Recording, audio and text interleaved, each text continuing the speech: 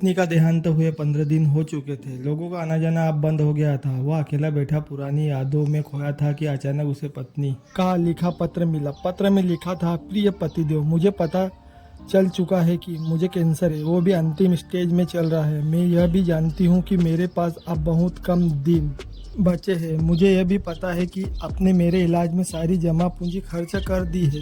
सारे गहने बिक चुके हैं। कितनी मेहनत से बचत करके जो प्लाट हमने खरीदा था वह भी मेरी बीमारी की भेंट चढ़ चुका है। ये सारी बातें मुझे नहीं बताओगे तो क्या मुझे पता नहीं चलेगा? आपकी अर्धांगिनी हूँ। जिंदगी के 12 साल आपके साथ गुजारे हैं। आपके चेहरे को पढ़कर जान जाती हूँ आप किस हालत में हैं, मगर मेरी मजबूरी तो देखिए, मैं आपके आंसू भी नहीं पहुंच सकती। आप अकेले में जब रोते हो तब छुप कर देखती हूँ, फिर खुद भी रोती हूँ। कमबख्त जिंदगी हमें किस मोड़ पर ले आई है। एक दूसरे का दर्द भी नहीं बांट सकते, आंसू भी नहीं पोंछ सकते। आप समझते हैं कि आपको रोते देख कर मैं कमज़ोर पड़ जाऊंगी। इधर मैं नहीं चाहती आप कमज़ोर पड़े। कितनी बेगानी हो गई हूँ न, मैं आपकी उदासी का कारण भी नहीं पूछ सकती। आजकल सब जान पहचान वाले मिलने आ रहे हैं। शायद अब मैं 1-2 दिन की मेहमान हूँ। शायद मेरी यात्रा पूरी हो चुकी है।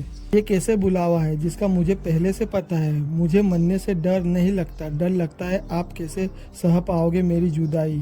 शाम को घर आते ही मुझे तलाश करते हो, मगर अब मैं घर में नहीं मिलूंगी। कलेजा मजबूत कर लेना, जानती हूँ बहुत मुश्किल होगा आपके लिए मुझे भुलाना। 2 दिन मायके चली जाती हूँ तो पीछे पीछे चले आते हो। अब तो हमेशा के लिए बुलावा आ गया है। हाथ और साथ दोनों छोड़कर जा रही हूँ, मगर आप हिम्मत मत हारना। बच्चे अभी बहुत छोटे हैं, उनसे कहना मम्मी भगवान के पास गई है, जल्द लौट कर आएगी। मेरे चले जाने के बाद बिल्कुल भी मत रोना, कलेजे को पत्थर कर लेना। आप मुझसे कहा करते थे ना कि मैं बहुत डरपोक हूँ, बात बात पर रो पड़ती हूँ। आप देखो ना आपकी पत्नी कितनी मजबूत हो गई है, दुनिया से विदा होने वाली है। रात दिन दर्द को लेकर जी रही है, मगर एक बार भी नहीं रोई। सफ़र बहुत छोटा रहा, मगर क्या करूँ, आप साथ नहीं दे पाऊंगी।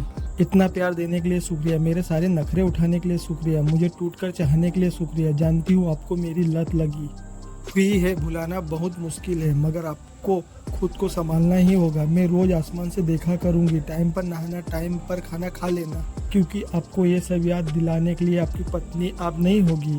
अब मैं ना रहूंगी। अब आलस करना छोड़ देना। जब तक मैं थी अब घर की हार चिंताओं से मुक्त थे। दोनों बच्चों की तरह आपका भी ख्याल रखना पड़ता था, मगर अब आप बच्चा बनना छोड़ देना, अब रूठना छोड़ देना, क्योंकि आपको मनाने के लिए अब आपकी पत्नी नहीं रहेगी। आप टूटना भी छोड़ देना, क्योंकि आपकी हिम्मत बांधने के लिए आपकी पत्नी नहीं होगी। ए जिंदगी, तेरे सफर में इतने गम क्यों हैं? जो जीना ही नहीं चाहते उनकी तू बहुत लंबी है, मगर जो जीना चाहते उनकी सांसें इतनी कम क्यों है? ए जिंदगी, अब और नहीं लिखा जाता। हाथों में दम बिल्कुल भी नहीं है, फिर भी लिख रही हूँ। आप 2 दिन से सोए नहीं थे, इसलिए आज गहरी नींद में सो रहे हो। मुझे लिखने का वक्त मिल गया, मगर अब मैं लिखना बंद करके आपको थोड़ा सा निहारना चाहती हूँ। पता नहीं सुबह उठूँ या ना उठूँ। आज आखिरी बार आपके हाथों का तकिया बनाकर सोना चाहती हूँ। आपके सीने से कान लगाकर आपकी धड़कनों में खोना चाहती हूँ।